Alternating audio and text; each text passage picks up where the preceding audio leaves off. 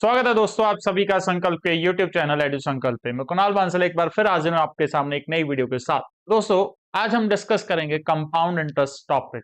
आज पहला लेक्चर होगा हमारा और हम बिल्कुल बेसिक चीजें कंपाउंड इंटरेस्ट के बारे में डिस्कस करेंगे कि कंपाउंड इंटरेस्ट होता क्या है।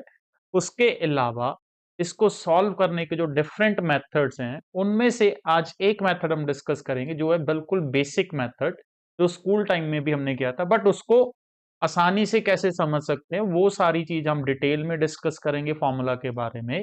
और क्वार्टरली हाफ ईयरली वाले क्वेश्चंस वो फॉर्मूला कैसे बनता है और उसको हमने कैसे इंप्लीमेंट करना है वो सारी चीज आज के लेक्चर में बताई जाएगी। तो बहुत इंपॉर्टेंट वीडियो है। जो बेसिक से कंपाउंड इंटरेस्ट सीखना चाहता है तो आज की वीडियो और इसके आने वाली जो बाद में वीडियोज हैं वो आपके लिए बहुत इंपॉर्टेंट होंगी। तो आइए दोस्तों शुरू करते हैं आज की वीडियो।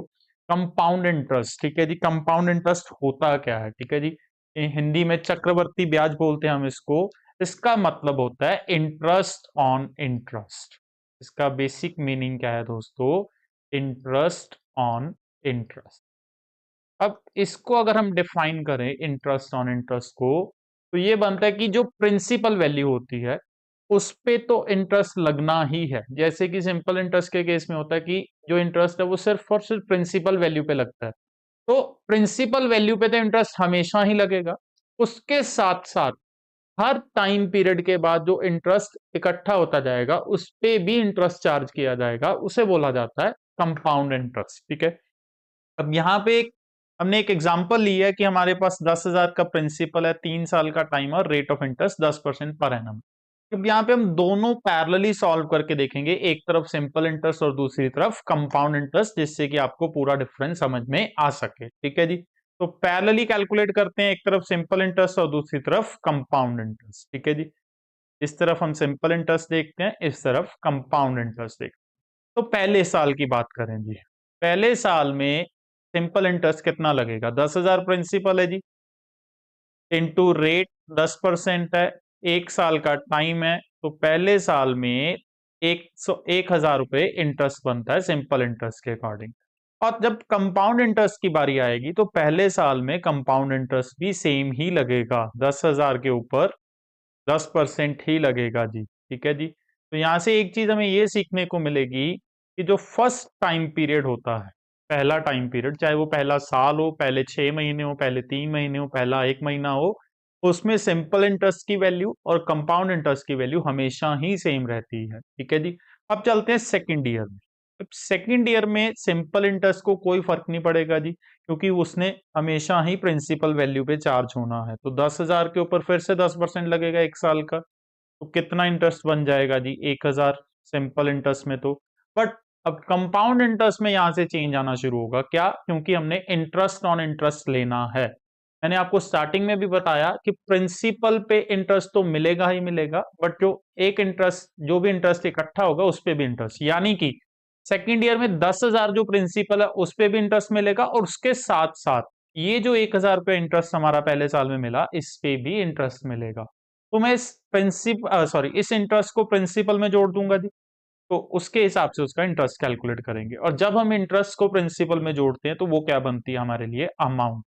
तो अमाउंट कितनी हो जाएगी? 10,000 प्लस 1,000 यानी कि 11,000 रुपए। तो 1 साल खत्म होने पे अमाउंट होती है 11,000। अब सेकेंड ईयर में इस 11,000 के ऊपर इंटरेस्ट चार्ज किया जाएगा, यानी सेकेंड ईयर का प्रिंसिपल होगा 11,000। तो यहां से एक और कॉन्सेप्ट निकला कि कंपाउंड इंटरेस्ट के अंदर जो प्रीवियस ईयर की अमाउंट होती है, अमाउंट यानी प्रिंसिपल प्लस इंटरेस्ट, वो नेक्स्ट ईयर के लिए प्रिंसिपल बन जाती है, ठीक है। तो 1 साल खत्म होने पे अमाउंट 11,000 बनी थी, वो सेकंड ईयर के लिए क्या हो गया? प्रिंसिपल हो गया। तो सेकंड ईयर में अमाउंट इंटरेस्ट कितना लगेगा जी? 1,100। अब तीसरे साल थर्ड ईयर स्टार्ट हुआ, सिंपल इंटरेस्ट तो फिर से उतना ही लगेगा जी, 10,000 के ऊपर 10%, 1,000। बट कंपाउंड इंटरेस्ट में फिर से इंटरेस्ट ऑन इंटरेस्ट, यानी पिछला प्रिंसिपल जो है और इस बार का जो इंटरेस्ट इकट्ठा होगा, यानी 11,000 पे तो लगेगा ही लगेगा, उसके साथ साथ 1,100 रुपए इंटरेस्ट और बन गया, इस पे भी इंटरेस्ट चार्ज किया जाएगा। तो सेकेंड ईयर के एंड की अमाउंट निकाल लेंगे, 11,000 प्लस 1,100, 12,100 बनता है जी। इस पे इंटरेस्ट, अब ये प्रिंसिपल हो जाएगा तीसरे साल में जाकर, तो 12,100 इंटू 10% इंटू 1/100, तो कितना हो जाएगा दोस्तों 1210। तो तीसरे साल में कंपाउंड इंटरेस्ट कितना बना 1210। तो आप अगर टोटल निकालोगे 3 साल के अंदर सिंपल इंटरेस्ट टोटल कितना लगा 3000, और अगर आप कंपाउंड इंटरेस्ट का टोटल 1000 प्लस 1100 2100 प्लस 1210, ठीक है जी 3310, तो ये कंपाउंड इंटरेस्ट लगता है। ठीक है जी, तो this is the difference between simple interest and compound interest. Simple interest के अंदर जो ओरिजिनल प्रिंसिपल मतलब जो प्रिंसिपल वैल्यू है हमेशा उसी के ऊपर इंटरेस्ट चार्ज हो रहा है, और कंपाउंड के अंदर क्या है प्रिंसिपल पे तो चार्ज होगा ही होगा, इसमें भी इसके साथ साथ हर पीरियड का जो इंटरेस्ट इकट्ठा होता जाएगा उस पे भी हर बार इंटरेस्ट लगता जाएगा। तो this is the difference between simple interest and compound interest. This is one of the methods कि जिसके साथ हम कंपाउंड इंटरेस्ट को सॉल्व कर सकते हैं सिंपल इंटरेस्ट का फॉर्मूला लगा के। आइए अब आगे बढ़ते हैं जी, जिसमें हम डिस्कस करेंगे कंपाउंड इंटरेस्ट का बेसिक फॉर्मूला। जी, जो हमने स्कूल टाइम में भी सीखा था कंपाउंड इंटरेस्ट कैलकुलेट करने का बिल्कुल बेसिक फॉर्मूला जो होता है। आज का वीडियो बनाने का मेरा वही एक मकसद है कि आपको मैं बेसिक फॉर्मूला अच्छे से क्लियर कर सकूं, ठीक है जी, क्योंकि एग्जाम के अंदर कुछ क्वेश्चंस ऐसे आएंगे जिसमें हम बेसिक फॉर्मूला से क्वेश्चन को करेंगे, सिर्फ कुछ क्वेश्चंस। ज्यादातर क्या होता है कि हम कुछ डिफरेंट मेथड्स हैं जो अगले आने वाली वीडियोस में आपको सिखाऊंगा, ठीक है, उन्हीं से ज्यादातर हम कंपाउंड इंटरेस्ट को सॉल्व करते हैं, बट कुछ क्वेश्चंस ऐसे होते हैं जिसमें हम बेसिक फॉर्मूला की जरूरत पड़ती है, तो उसी को आज डिकोड करेंगे। क्या होता है इसमें सबसे पहला केस हम पढ़ेंगे दोस्तों कंपाउंडेड एनुअली का। कंपाउंडेड एनुअली, कंपाउंडेड एनुअली का दोस्तों मतलब ये निकलता है कि हमने जो ब्याज देना है वो साल में एक बार देना है, ठीक है जी, साल में एक बार ही इंटरेस्ट हमें पे करना है, ठीक है जी, साल खत्म होने पे, ठीक है जी, साल में सिर्फ एक बार ब्याज पे किया जाएगा एक साल खत्म होने पे, ठीक है जी। तो अब स्कूल टाइम में हमने अमाउंट के लिए एक फॉर्मूला पढ़ा था, amount is equal to P into 1 + r/100 raise to power n, ठीक है जी, इससे अमाउंट कैलकुलेट होती थी। और कंपाउंड इंटरेस्ट का डायरेक्ट फॉर्मूला हमने पढ़ा था p into 1 + r/100 raise to power n-1, ठीक है जी। तो ये फॉर्मूला अमाउंट के लिए था और ये डायरेक्टली कंपाउंड इंटरेस्ट। तो पहला फॉर्मूला अगर हम पहले अमाउंट निकालते थे तो अमाउंट निकालने के बाद उसमें से बाद में प्रिंसिपल को माइनस कर देते थे, जिससे हमें कंपाउंड इंटरेस्ट मिल जाता था। जनरली आज भी यही फॉर्मूला ज्यादा फॉलो होगा अमाउंट का। कंपाउंड इंटरेस्ट वाला जो डायरेक्ट फॉर्मूला हमने ये लिखा इसकी यूजेज बहुत कम है, हम जनरली यही फॉर्मूला यूज करेंगे। बट इस फॉर्मूला को हम थोड़ा अलग तरीके से समझेंगे, जो तरीका हमने पहले के लेक्चर्स में डिस्कस किया, जो हमने परसेंटेज चैप्टर में भी वो कॉन्सेप्ट डिस्कस किया, प्रॉफिट एंड लॉस में भी किया, और सिंपल इंटरेस्ट में भी हमने उसको यूज किया था। उसका नाम है मल्टीप्लाइंग फैक्टर। अगर आपको याद हो तो हमने ये पिछली वीडियोस में हर वीडियो में इसको यूज किया है मल्टीप्लाइंग फैक्टर को। तो इसके रिगार्डिंग मैंने एक स्पेशल वीडियो भी बनाई थी सिर्फ मल्टीप्लाइंग फैक्टर के कॉन्सेप्ट को लेके, तो जिसने अभी तक वो वीडियो नहीं देखी तो वो वीडियो जरूर देखें मल्टीप्लाइंग फैक्टर और सक्सेसिव चेंज को लेके, उससे आपको ये कॉन्सेप्ट बहुत अच्छे से क्लियर होगा। इस वीडियो का लिंक जो है वो मैं डिस्क्रिप्शन में दे दूंगा, आप वहां से उस वीडियो को जरूर देखें पहले, उसके बाद इसका फॉर्मूला ये समझने की कोशिश कीजिए, ठीक है जी। अब चलते हैं अपने फॉर्मूला की तरफ। हमने ये फॉर्मूला पढ़े थे, इसमें अगर हम डिकोड करें वैल्यूज को, P का मतलब प्रिंसिपल है, R का मतलब रेट ऑफ इंटरेस्ट है, N का मतलब नंबर ऑफ ईयर्स होता है, ठीक है जी। अब इसकी जगह पे हम अपना एक जो फॉर्मूला हम शुरू से पढ़ते आ रहे हैं जी परसेंटेज चैप्टर में से, वो क्या है initial value into multiplying factor is equal to final value. हम यही फॉर्मूला यूज करेंगे अब इसमें भी, ठीक है जी। अब इनिशियल वैल्यू का यहाँ पे दोस्तों मतलब क्या हो जाता है principal, initial value stand for principal and final value stand for amount, ठीक है जी। और ये जो ब्रैकेट के अंदर 1 + r/100 लिखा गया है ये मल्टीप्लाइंग फैक्टर है और कुछ नहीं है दोस्तों, ये क्या है मल्टीप्लाइंग फैक्टर। इसको जब आप सॉल्व करते हो 1 + r/100 को तो ये मल्टीप्लाइंग फैक्टर ही बनता है, बस हमने इसके साथ n जोड़ देना है, ठीक है जी, n पावर ले लेनी है। अब n का यहाँ पे मतलब क्या होगा, n होगा नंबर ऑफ टाइम्स, कितनी बार आप इंटरेस्ट पे करोगे, ठीक है जी। Number of times interest to be paid, number of times interest to be paid मतलब टोटल आप कितने बार इंटरेस्ट पे करोगे वो इसमें आएगा। ठीक है जी। अब मान लीजिए आपने 2 साल के लिए पैसे लिए और आप एनुअली इंटरेस्ट पे करते हो, तो 2 साल में आप 2 बार इंटरेस्ट पे करोगे, तो यहाँ पे जो पावर है वो 2 ली जाएगी। अगर मान लीजिए आप 3 बार इंटरेस्ट पे करोगे तो पावर एन कितना हो जाएगा, 3 हो जाएगा। अगर आप 4 बार इंटरेस्ट पे करोगे तो पावर कितनी हो जाएगी, 4 हो जाएगी। तो एन से अब हमें क्या याद रखना है, एन का मतलब है कितनी बार इंटरेस्ट पे किया जाएगा टोटल। तो जो मल्टीप्लाइंग फैक्टर बचा दोस्तों, मल्टीप्लाइंग फैक्टर किसके अकॉर्डिंग लगेगा, जितना रेट ऑफ इंटरेस्ट होगा। यदि जितना रेट ऑफ इंटरेस्ट होगा, तो ये हमारे लिए फॉर्मूला बन गया, प्रिंसिपल इंटू मल्टीप्लाइंग फैक्टर की power N is equal to amount. हमें ये फॉर्मूला याद रखना है ध्यान से। ठीक है, इस फॉर्मूले को हमने रिप्लेस कर दिया, which is amount is equal to P into 1+r/100 raise to power N. उसको हमने डायरेक्टली रिप्लेस किया, प्रिंसिपल इंटू मल्टीप्लाइंग फैक्टर की power N is equal to amount. और मल्टीप्लाइंग फैक्टर कैसे बनता है, ये मैंने पिछली वीडियोस में डिटेल में बताया हुआ है कि जितना परसेंटेज हमें चार्ज करना है उतना 100 में प्लस कर दीजिए, वो वहां से हमारा मल्टीप्लाइंग फैक्टर बनता है। आइए अब इसके बेस पे एक सिंपल क्वेश्चन ट्राई करके देखते हैं।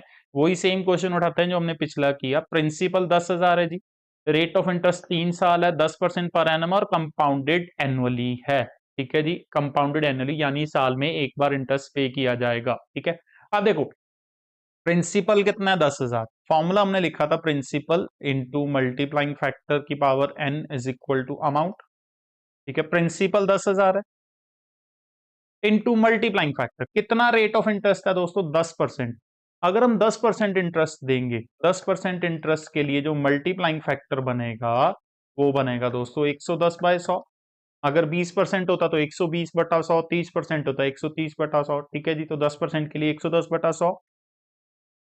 और कितनी बार हम इंटरेस्ट पे करेंगे दोस्तों, एनुअली पे करना है, 3 साल का टाइम है तो 3 बार इंटरेस्ट पे किया जाएगा। बस ये हमारा आंसर आ जाएगा, यहां से हमें अमाउंट मिल जाएगी। ठीक है, इसको हम सॉल्व कर लेते हैं जी। तो 10,000 इंटू 11 का क्यूब होता है 1331 और 10 का क्यूब हो गया जी 1,000। तो 3 जीरोस कैंसिल हो जाएंगी, तो अमाउंट हमारी बन जाएगी 13,310। तो ये होगी हमारी दोस्तों अमाउंट। हमें चाहिए कंपाउंड इंटरेस्ट, तो कंपाउंड इंटरेस्ट के लिए हम अमाउंट में से प्रिंसिपल को माइनस कर देंगे, तो कितना बचेगा जी 3310। ये हमारा कंपाउंड इंटरेस्ट था। तो ये एक बेसिक मेथड है जो हमने स्टार्टिंग से किया स्कूल टाइम में से, उसको हमने अपनी लैंग्वेज में कन्वर्ट करके क्या बनाया, प्रिंसिपल इंटू मल्टीप्लाइंग फैक्टर की power N is equal to amount. तो ये था दोस्तों एनुअली का केस। अब चलते हैं हम हाफ ईयरली और क्वार्टरली का केस भी एक बार डिस्कस करते हैं जी। ठीक है, तो यहीं से हम उसको भी फॉर्मूला डिस्कस करते हैं। फॉर्मूला क्या होता है और हम उसको कैसे अपने अकॉर्डिंग चेंज करेंगे।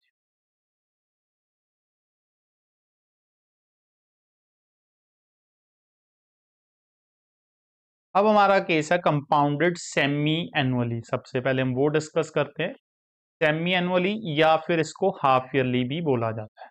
इसमें ये होता है दोस्तों कि हम जो इंटरेस्ट पे कर रहे हैं वो हर 6 महीने के बाद पे कर रहे हैं। ठीक है जी, तो अब जो फॉर्मूला बनता है इसका, जो एक्चुअल फॉर्मूला है वो क्या है, amount is equal to principal into 1+r/100, sorry r/2 into 100। इसका जो r/2 into 100 raise to power 2 है।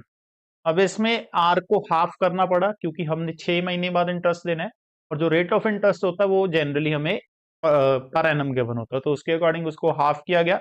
और 2n यहाँ पे टाइम नंबर ऑफ ईयर्स को डबल कर दिया गया क्योंकि एक साल में 2 बार इंटरेस्ट पे किया जा रहा है। बट इसकी जगह पे हमारा जो फॉर्मूला रहेगा वो वही रहेगा जी, same principal into multiplying factor raise to power N is equal to amount. हमारे फॉर्मूला में कोई चेंज नहीं मिलेगा। ठीक है, हमने एन के बारे में क्या पढ़ा था दोस्तों, एन के बारे में हमने पढ़ा था कितनी बार टोटल हमें इंटरेस्ट पे करना है, नंबर ऑफ टाइम्स। ठीक है, इंटरेस्ट टू बी पेड। ये तो हमें हमेशा यही देखना है कि टोटल कितनी बार इंटरेस्ट पे किया जाएगा। ठीक है, पहले इसी के बारे में डिस्कस करते हैं। अब इसमें हमने हर 6 महीने में इंटरेस्ट देना है। मान लीजिए आपके पास 1 साल का टाइम है, वो टोटल 1 साल के लिए आपने पैसे उधार लिए, और 6 महीने बाद आप ब्याज पे करते हो, तो एक साल में आप कितने बार ब्याज पे करोगे? टोटल 2 बार, यानी 2 टाइम्स। तो अगर एक साल का टाइम हुआ तो पावर एन कितना हो जाएगा? 2 हो जाएगा। अगर मान लीजिए यहाँ पे 2 साल होते, 2 साल, वो टोटल टाइम 2 साल का होता और हर 6 महीने में आपको इंटरेस्ट देना पड़ रहा है जी, तो कितनी बार टोटल इंटरेस्ट पे करोगे आप? 4 बार। तो एन कितना हो जाएगा? 4 हो जाएगा। ठीक है। अगर 3 साल का टाइम होता तो एन कितना हो जाता? 6 हो जाता। तो बहुत सिंपल। अगर मान लीजिए 1.5 साल का टाइम होता, 1.5 ईयर्स, तो हर 6 महीने में देते इंटरेस्ट, पहले 6 महीने में, फिर एक साल खत्म होने पे, फिर 1.5 साल खत्म होने पे, यानी कि टोटल 3 बार इंटरेस्ट पे करना पड़ता। तो पावर कितनी हो जाती? 3 हो जाती। तो एन का सिंपल फंडा हमेशा यही याद रखना है, चाहे कोई भी केस आए, कि टोटल कितने बार इंटरेस्ट पे किया गया, उतना हमेशा एन लेना है। अब बची बात मल्टीप्लाइंग फैक्टर की। मल्टीप्लाइंग फैक्टर किस पे डिपेंड करता है? रेट ऑफ इंटरेस्ट पे। ठीक है। अब जब हाफ ईयरली का केस है, हाफ ईयरली में रेट भी तो हाफ ईयरली के अकॉर्डिंग लगेगा। ठीक है। तो हमें रेट ऑफ इंटरेस्ट को चेंज करना है अकॉर्डिंग टू 6 मंथ्स। ठीक है जी। तो मल्टीप्लाइंग फैक्टर में जो रेट ऑफ इंटरेस्ट लगेगा वो अकॉर्डिंग टू 6 मंथ्स लगेगा, अकॉर्डिंग टू 6 मंथ्स। ठीक है जी। मान लीजिए आप पूरे साल का 10% इंटरेस्ट चार्ज करते हो, पूरे साल का, तो अगर आप 6 महीने में उसको कन्वर्ट करोगे तो आधा आधा ही लगेगा। पूरे साल में अगर 10% लगता है तो 6 महीने में 5% लगेगा। तो रेट कितना बन जाएगा? 5, और 5% के अकॉर्डिंग मल्टीप्लाइंग फैक्टर लिया जाएगा। तो हमेशा हमें ये दो वैल्यूज पे फोकस करना है जब भी हम ये फॉर्मूला लगा रहे हैं, कि मल्टीप्लाइंग फैक्टर कितना लगेगा और एन कितना आएगा। एन का फंडा बिल्कुल सिंपल है, जितने बार इंटरेस्ट पे करोगे उतना एन आएगा। और मल्टीप्लाइंग फैक्टर, जितने टाइम पीरियड के बाद आप इंटरेस्ट पे करते हो, 6 महीने बाद, 8 महीने बाद, एक साल बाद, 3 महीने बाद, उतने टाइम पीरियड के अकॉर्डिंग आपको हमेशा रेट को कन्वर्ट करना है। ठीक है। ये दो चीजें आपको याद रखनी है और कोई चेंज नहीं है, बाकी वैसा ही चलता रहेगा। ठीक है। अब जैसे कि एक और केस हम करके देखते हैं, कंपाउंडेड क्वार्टरली का। कंपाउंडेड क्वार्टरली, क्वार्टरली में अब क्या है कि हमने एक साल के अंदर 4 बार इंटरेस्ट पे करना है, यानी कि हर 3 महीने के बाद हम इंटरेस्ट को पे कर रहे हैं। तो इसका जो बेसिक फॉर्मूला है वो तो ये बनता है, amount is equal to P into 1 + r/4 into 100 raise to power 4n। ठीक है जी। बट हमारे लिए फॉर्मूला इसमें भी सेम रहेगा, p इंटू मल्टीप्लाइंग फैक्टर की power n is equal to amount. ठीक है। n का कॉन्सेप्ट फिर से वही है, टोटल कितने बार इंटरेस्ट आप पे करोगे। अब जैसे क्वार्टरली है तो एक साल में आप 4 बार पे करते हो हर 3 महीने के बाद। अगर 2 साल की बारी आएगी तो 8 बार इंटरेस्ट पे करना पड़ेगा, तो n 8 हो जाएगा। अगर मान लीजिए आप 1.5 साल का टाइम है, हर 3 महीने के बाद इंटरेस्ट पे करते हो, तो पहले 3 महीने के बाद, फिर 6 महीने के बाद, फिर 9 महीने, फिर 12, फिर 15 महीने, और फिर 18 महीने। ठीक है जी। होगा 1.5 साल कंप्लीट, 18 महीने। टोटल आपने 6 बार इंटरेस्ट पे किया, तो यानी कि पावर कितनी हो जाएगी? 6 हो जाएगी। ठीक है। बस आपको ये काउंट करना है कि आप टोटल कितनी बार इंटरेस्ट पे कर रहे हो, वो तो हो जाएगा n। ठीक है। दूसरा केस मल्टीप्लाइंग फैक्टर, इसमें कितना आएगा?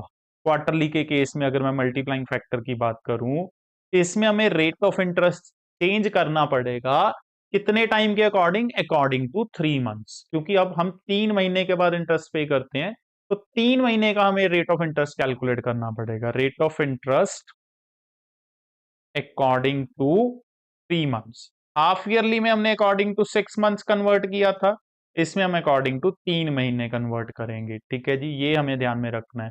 और अगर ईयरली का केस है तो उसमें हम एक साल के अकॉर्डिंग ही रेट लेके चलते हैं। एग्जाम्पल के तौर पे अगर मान लीजिए 12% पर एनम आप इंटरेस्ट चार्ज कर रहे हो, 12% पर एनम, यानी एक साल में 12%।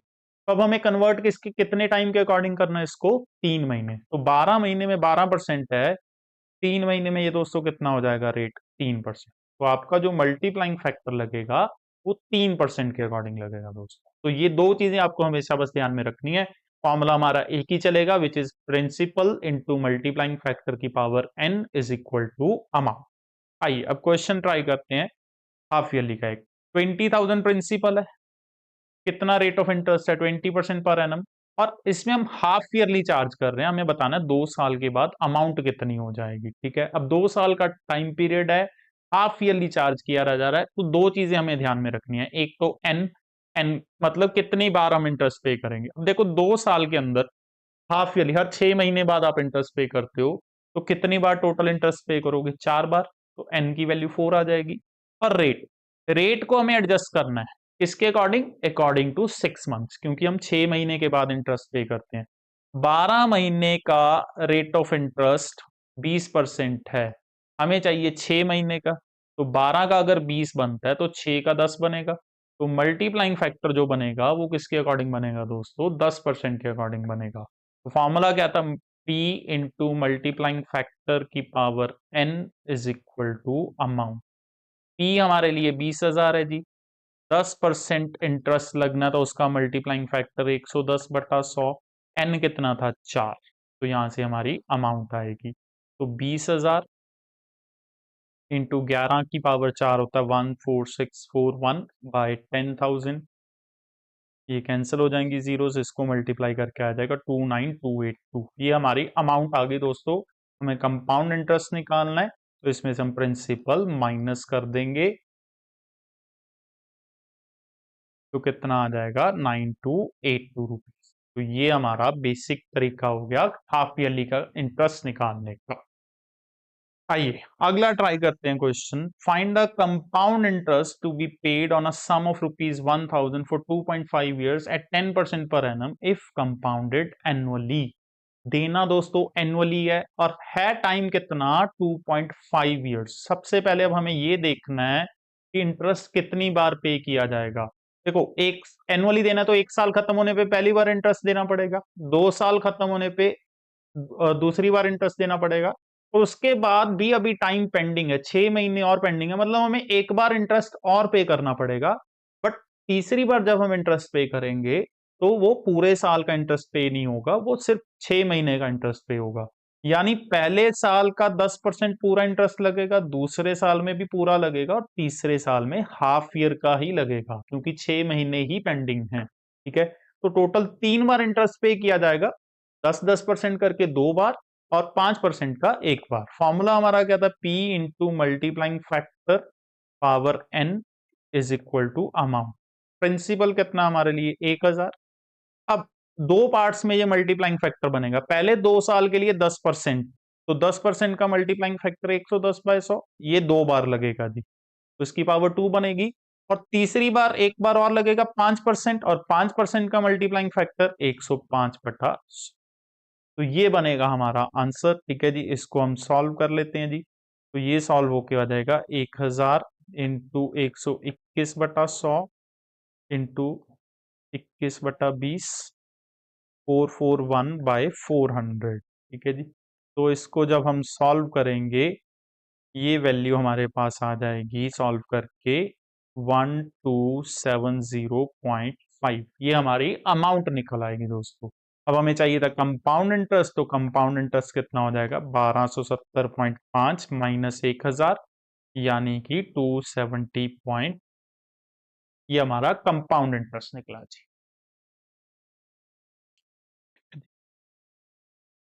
हाँ जी, तो ये था दोस्तों आज का बिल्कुल बेसिक कॉन्सेप्ट कंपाउंड इंटरेस्ट को लेके। कंपाउंड इंटरेस्ट होता क्या है और उसमें से कंपाउंड इंटरेस्ट को कैसे कैलकुलेट किया जाता है, उस उन मेथड में से सिर्फ एक ही मेथड आज की वीडियो में मैंने डिस्कस किया, जो कि बिल्कुल बेसिक मेथड है। इसमें हमने मल्टीप्लाइंग फैक्टर का कॉन्सेप्ट लगाया है। तो आपको उम्मीद करता हूं कि ये समझ में आया होगा अच्छे से, अब कैसे हमें इसको मल्टीप्लाइंग फैक्टर को यूज करना है, ताकि आप चाहे क्वार्टरली के क्वेश्चन, चाहे हाफ ईयरली के क्वेश्चन, चाहे ईयरली के क्वेश्चन आ जाए, आप आराम से उसको सॉल्व कर पाए। हमें दो ही चीजों का ध्यान रखना होता है। आप किसी भी तरीके से फॉर्मूला को मोल्ड कर सकते हैं, हमें रेट ऑफ इंटरेस्ट का ध्यान रखना है और नंबर ऑफ टाइम्स की इंटरेस्ट कितनी बार पे किया गया उसका हमें ध्यान रखना है। अगली वीडियो में दोस्तों इसके जो डिफरेंट और भी मेथड्स हैं, जैसे ट्री मेथड है, सक्सेसिव चेंज मेथड है, वो सारे मेथड्स को भी मैं डिस्कस करूंगा डिटेल के अंदर। तो आप हमारे साथ जुड़े रहें। और जो मल्टीप्लाइंग फैक्टर का कॉन्सेप्ट है उसकी वीडियो का लिंक भी मैंने डिस्क्रिप्शन में दिया है, तो वहां से आप पहले वो वीडियो को जरूर देखें, ताकि आपको मल्टीप्लाइंग फैक्टर और सक्सेसिव चेंज के बारे में अच्छे से समझ में आ जाए, और ताकि आपको ये वीडियो और भी अच्छे से क्लियर हो सके। चैनल को जरूर सब्सक्राइब करें, ताकि जो और भी वीडियोस आने वाली वीडियोस इंपॉर्टेंट है वो मिस ना हो। और अगर आपको ये वीडियो अच्छी लगी तो वीडियो को लाइक और शेयर करें। मिलूंगा दोस्तों नेक्स्ट वीडियो में, तब तक के लिए बहुत बहुत शुक्रिया।